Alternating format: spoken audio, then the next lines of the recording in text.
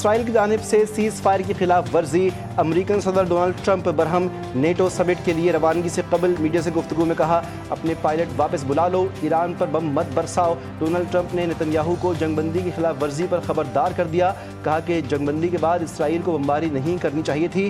اسرائیل نے دوبارہ حملہ کر کے کچھ حاصل نہیں کیا، انہیں اسرائیل کا سمجھوتے سے پیچھے ہٹنا برا لگ رہا ہے۔ اسرائیل سے خوش نہیں ہوں۔ ٹرمپ نے ایک بار پھر دعویٰ کیا کہ ہم نے ایران کی جوہری تنصیبات مکمل تباہ کر دی ہیں۔ وہ ایران میں حکومت کی تبدیلی نہیں چاہتے کیونکہ اس سے افراتفری پھیلے گی۔ اسرائیل اور ان کے حامی ایرانی عوام کو اشتعال دلانے میں ناکام رہے۔ تہران مذاکرات کی میز پر ایرانی عوام کے حقوق کے دفاع کے لیے تیار ہے۔ ایرانی صدر مسعود پزشکیان کا پیغام، کہا اسرائیل ایران میں مقاصد حاصل کرنے میں ناکام رہا۔ ایران اس وقت تک جنگ بندی کی خلاف ورزی نہیں کرے گا جب تک اسرائیل نہ کرے۔ شہباز شریف کا ایرانی صدر کو فون، مذاکرات اور سفارتکاری کے ذریعے امن کی بحالی پر زور۔ وزیراعظم نے کہا کہ پاکستان مشرق وسطی کی بدلتی صورتحال پر مستقل طور پر نظر رکھے ہوئے ہے۔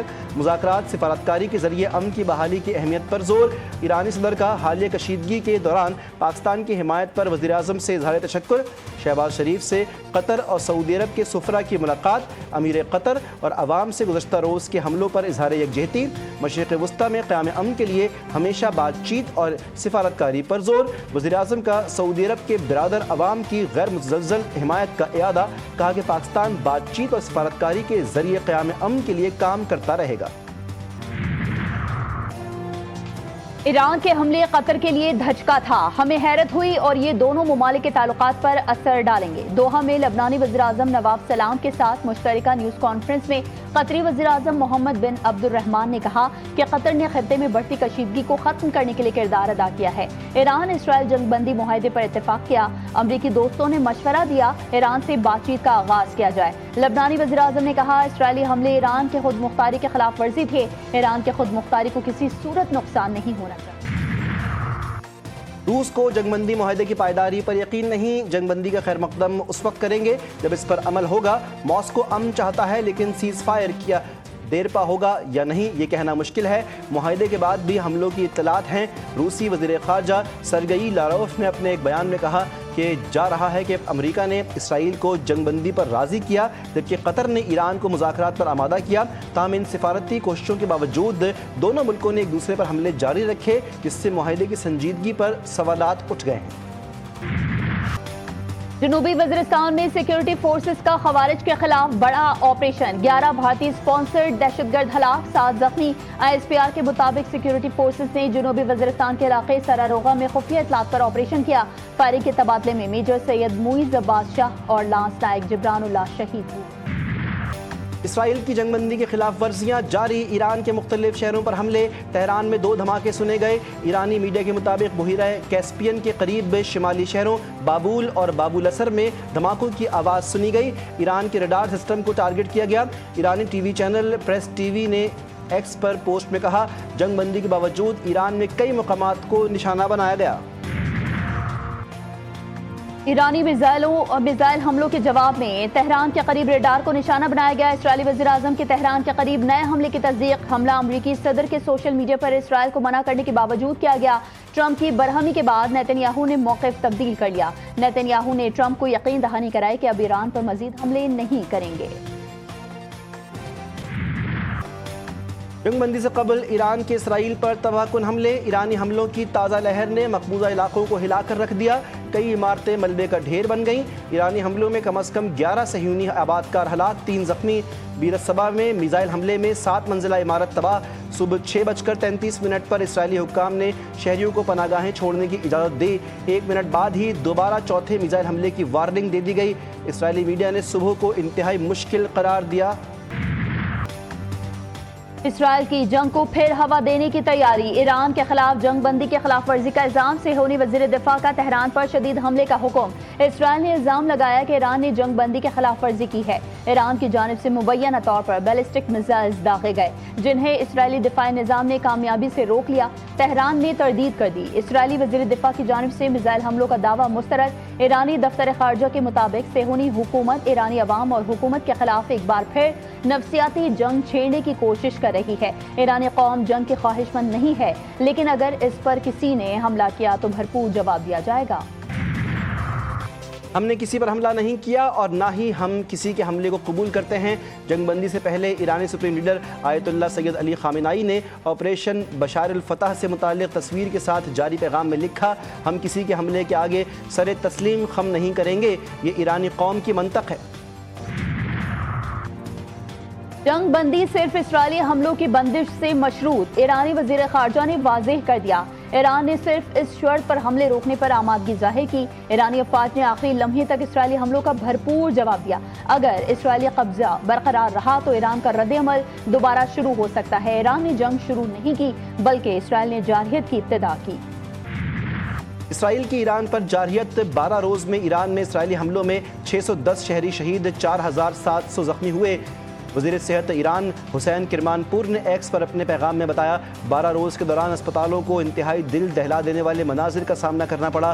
اسرائیلی وزارت صحت کے مطابق 12 روز جاری ایران کے میزائل حملوں میں 28 افراد ہلاک اور 3238 زخمی ہوئے، جن میں سے 23 کی حالت تشویشناک ہے۔ تنصیبات پر حملے کے بعد جوہری پروگرام کا تسلسل یقینی بنانے کے اقدامات کے لیے خبر رساں ادارے AFP کے مطابق ایران کی ایٹمی توانائی تنظیم کے سربراہ محمد اسلامی نے سرکاری ٹیلی ویژن پر نشر کیے گئے ایک بیان میں کہا کہ تنصیبات کو دوبارہ فعال کرنے کے منصوبے پہلے سے تیار کر لیے گئے تھے اور ہماری حکمت عملی یہ ہے کہ پیداوار اور خدمات میں کوئی رکاوٹ نہ ہو۔ پاکستان کا خطے میں سلامتی کی بگڑتی صورتحال پر گہری تشویش کا اظہار۔ ترجمان دفتر خارجہ نے کہا، قطر میں امریکی العدید ایئر بیس پر حملے خطے میں کشیدگی کا باعث بنے، بین الاقوامی قانون کے بنیادی اصولوں کی پاسداری پر زور دیتے ہیں، فوری طور پر کشیدگی کم کرنے کے اقدامات کی ضرورت ہے۔ ایران نے ہمیشہ بات چیت اور مذاکرات کی کوشش کی۔ اسرائیلی جارحیت کے موقع پر بھی ایران مذاکرات کی میز پر ہی تھا۔ ایرانی میڈیا کو انٹرویو میں خواجہ آصف نے ایران کے مذاکرات میں سنجیدگی نہ دکھانے کے دعوے مضحکہ خیز قرار دے دیے۔ وزیر دفاع نے واضح کر دیا کہ ایران پر اسرائیل کے حملے اس کے صہیونی ایجنڈے کا حصہ ہے۔ صدر ٹرمپ اور ان کی ٹیم ناقابل اعتبار قرار۔ خواجہ سعد رفیق کہتے ہیں کہ امریکی صدر کا اصول دیکھا ہوا دھوکہ دینا اور جارحیت مسلط کرنا ہے۔ ایران جتنی صہیونی طوطے کی گردن مروڑے گا اتنی ہی باوقار جنگ بندی امریکی جادوگروں سے حاصل کر لے گا۔ غزہ پر اسرائیلی حملوں کا خاتمہ اور غزہ کی بحالی جنگ بندی کا حصہ ہونا چاہیے۔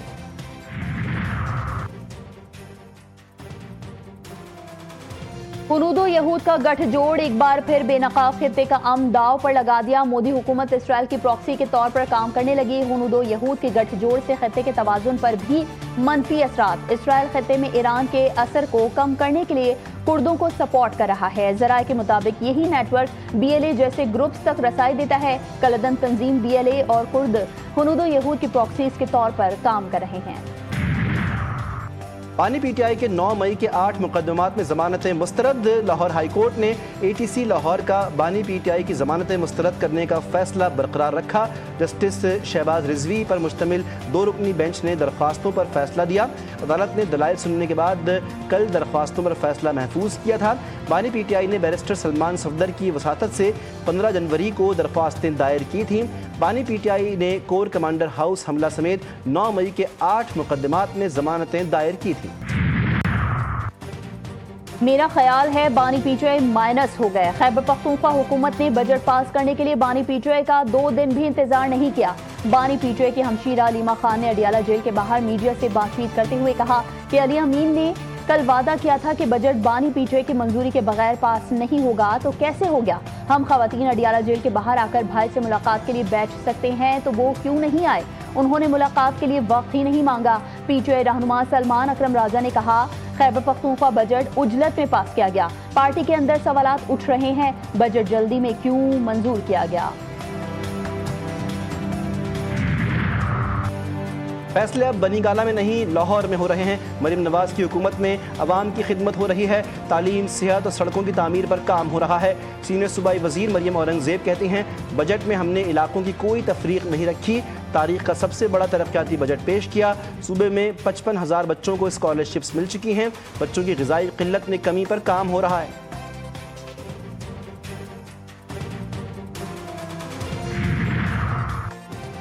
بجٹ میں تنخواہ دار طبقے پر ٹیکسز کا بوجھ کم کرنے کی تفصیلات سامنے آ گئیں۔ سرکاری ملازمین کی تنخواہوں میں 10% اضافہ، انکم ٹیکس کی شرح میں کمی کا ریلیف ملے گا۔ 50,000 माहाना तनख्वाह वाले मुलाजमीन को इनकम टैक्स की मुकम्मल छूट। 1 लाख माहाना तनख्वाह पर इनकम टैक्स 2500 से कम करके 500 रुपए कर दिया गया। 1.5 लाख माहाना तनख्वाह पर टैक्स की शरह 10 से कम करके 6,000 रुपए मुकर्रर।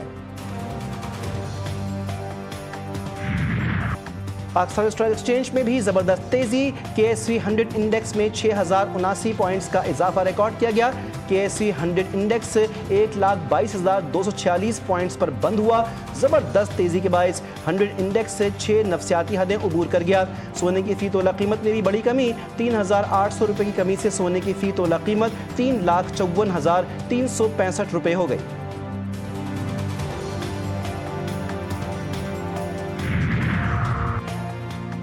ईरान इसराइल जंग बंदी आलमी मार्केट पे तेल की कीमतें तेजी से नीचे आने लगी। खाम तेल ब्रेंट की कीमत तकरीबन 9% गिर गई। खाम तेल ब्रेंट की कीमत $70 फी बैरल पर आ गई।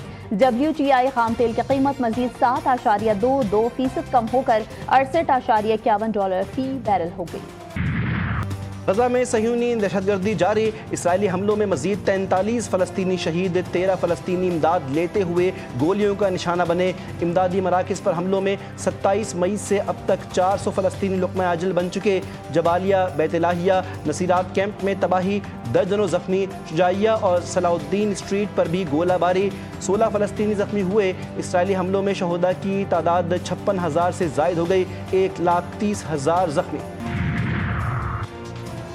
रूस के यूक्रेन पर मिसाइल हमले, 9 अफराद हलाक, दर्जनों जख्मी हो गए। इंफ्रास्ट्रक्चर को नुकसान पहुंचा। गैर मुल्की खबर रसां इदारे रॉयटर्स के मुताबिक गवर्नर सरहिल इसाक ने बताया कि इस हमले में इलाकाई दारुल हुकूमत जेनेप्रो में 7 अफराद हलाक हुए। 10 बच्चों समेत तकरीबन 70 अफराद जख्मी हुए, जबकि ये तादाद मजीद बढ़ने का खदशा है। रियासती इमरजेंसी सर्विस के मुताबिक जेनेप्रो से तकरीबन 10 किलोमीटर दूर वाक़े कस्बे सामर में भी 2 अफराद हलाक हुए।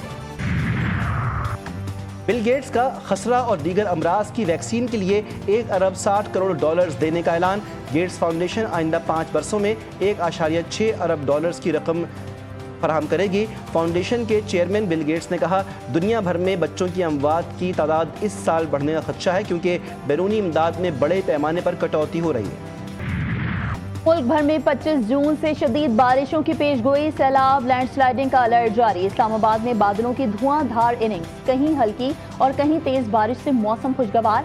आज शाम से बारिशों के नए सिलसिले का आगाज होगा। महकमा मौसमियात की बड़ी पेशगोई, आज से 2 जुलाई तक मॉनसून का पहला स्पेल जारी रहेगा। कराची में 27 जून से शहर में गरज चमक के साथ तेज बारिश तवक्के। भारतीय ब्रॉडकास्टर की हरकत से ग्रीन शर्ट्स के मद्दा हैरत में मुब्तला। भारतीय ब्रॉडकास्टर ने एशिया कप के पोस्टर से पाकिस्तान को माइनस कर दिया। सोशल मीडिया पर जारी पोस्टर में भारत, बांग्लादेश और श्रीलंका के कप्तान मौजूद। ओछी हरकत पर शायकीन क्रिकेट ने भारतीय ब्रॉडकास्टर को आड़े हाथों लिया और शदीद तनकीद का निशाना बनाया। कोयटा में मगरिबी बाईपास पर बस में आग लगने से 6 अफराद जाँ बहक, 7 जख्मी हो गए। बस नवा से हजारगंजी जा रही थी। रास्ते में पेट्रोल से लोड रिक्शे से टकरा गई। बस रिक्शे से टकराने के फौरी बाद रिक्शे में मौजूद पेट्रोल ने आग पकड़ ली। कराची में वाटर टैंकर गर्दी जारी है। लांढी फ्यूचर मोड़ के करीब वाटर टैंकर ने मोटरसाइकिल सवार नौजवान को कुचल डाला। पुलिस के मुताबिक हादसे के बाद वाटर टैंकर ड्राइवर फरार हो गया था। पुलिस ने वाटर टैंकर को अपनी तहवील में लेकर ड्राइवर की तलाश शुरू कर दी।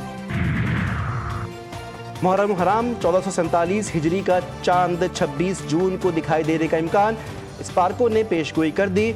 तर्जुमान के मुताबिक 26 जून को गुरूब आफ्ताब के वक्त चांद की उम्र तकरीबन 28 घंटे और 15 मिनट होगी। यकुम मुहर्रम हराम 1447 हिजरी 27 जून को मुतवक्किल।